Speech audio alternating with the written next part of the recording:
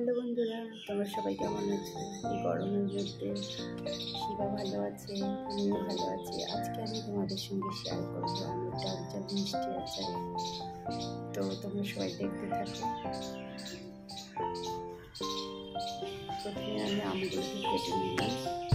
অনেক আম হয়েছে গাছে, দেখো। আর টক মিষ্টি আচার যদি খেতে ভালোবাসে সবাই আমাকে কমেন্টে জানাবে।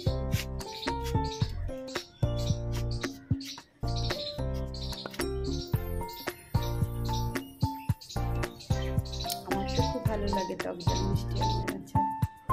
আমগুলোকে কেটে নিয়েছি, এবার 4 ঘন্টা মতো আমি শুকোতে দিয়েছি রোদের মধ্যে। বেশ বড় বড় করে কেটেছি। এই গরমে আমের আচার কার না ভালো লাগে বলো? আমি রেখে দিয়েছিলাম, এখন একটু অন্য জায়গায় ঢেলে দিচ্ছি আমটাকে। প্রায় 3-4 ঘন্টা, তোমরা ইচ্ছে করলে 1 ঘন্টা মতো রোদে রাখতে পারো।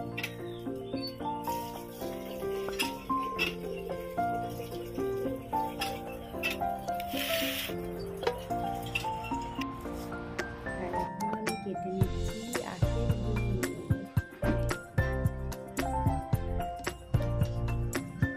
আমি আমের আচার করলে সাধারণত আখের গুড় দিয়ে আমার ভালো লাগে।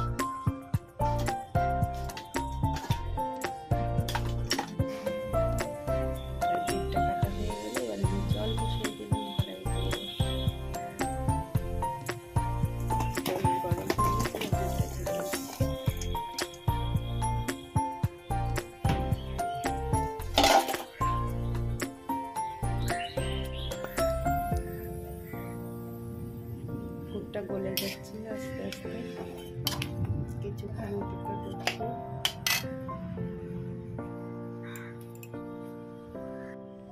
এবার দেখো গুড়টা সম্পূর্ণই গলে গেল।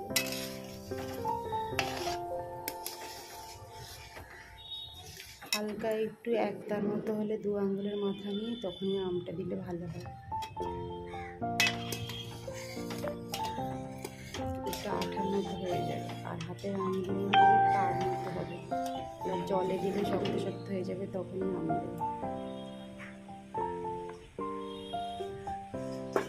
এবার আমি ঢেলে দেবো আমটা।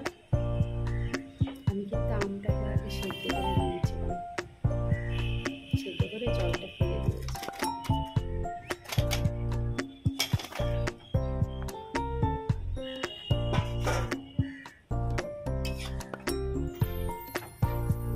এবার কিছুক্ষণ নেড়ে চেড়ে হয়ে যাবে।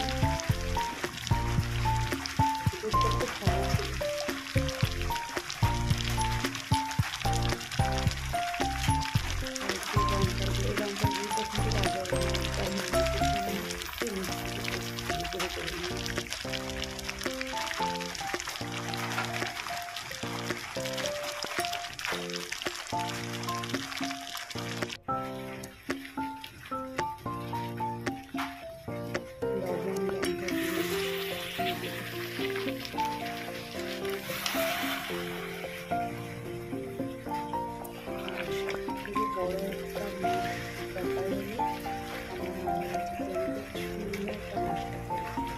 সেটা হলো মৌরি, জিরে, শুকনো লঙ্কা, তেজপাতা, শুকনো হলদি।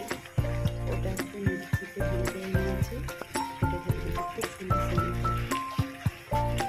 ফোড়ন দিই আমি, কিন্তু তারপরে ওটাকে ভেজে আগে ভেজে নিতে হবে।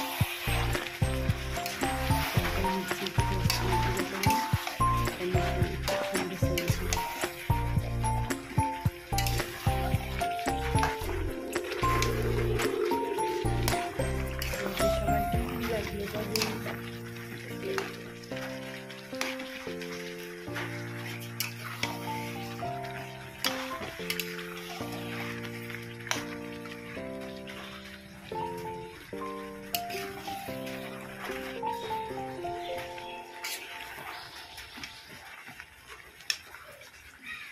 কার আমের আচার পছন্দ আমাকে একটু কমেন্ট করে জানিয়ে দিন।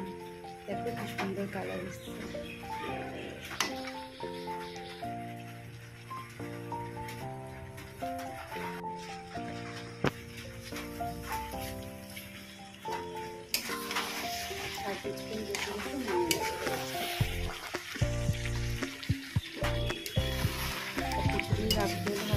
রোদে শুকিয়ে নিয়ে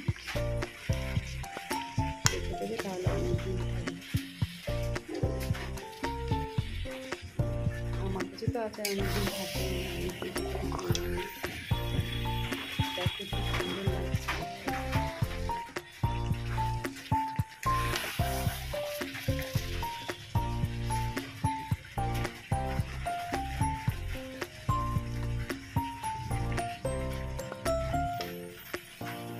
কার কার খেতে ইচ্ছে করছে চলে এসো আমার বাড়ি।